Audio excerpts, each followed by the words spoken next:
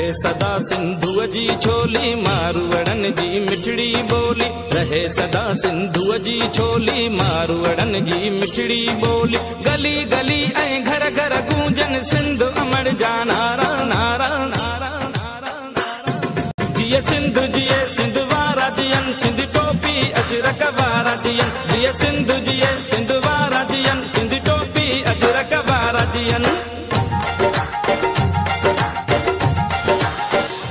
हमारा पैगाम कौम को यकीन दिलाना है कि हम उनके साथ खड़े हैं।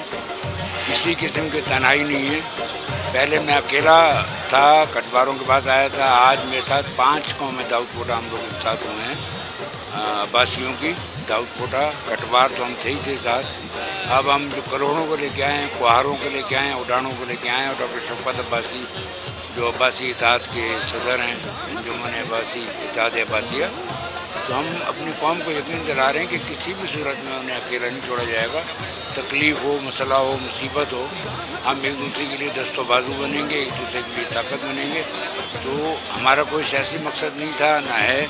हम सिर्फ कौम को ये मुतमईन करना चाहते हैं कि उनके पीछे लोग बैठे हुए हैं और दीवार की तरह मजबूत लोग बैठे हुए हैं। तो इंशाअल्लाह ताला अल्लाह की तरफ से तकलीफ़ नहीं आएगी।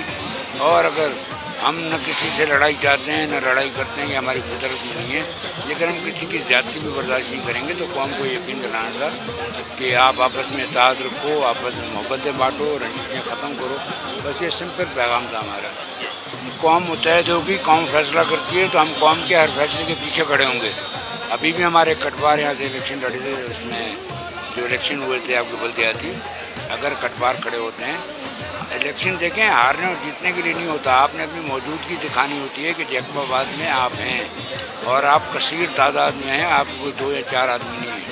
अगर कोई खड़ा होगा तो अब्बासी कलोड़े और वह जितनी अब्बासी कौम की शाखें हैं वो सब के सब हम लोग मुत्तहद होंगे और हम उनकी मदद करेंगे दामे खुर में और हर तरीके से।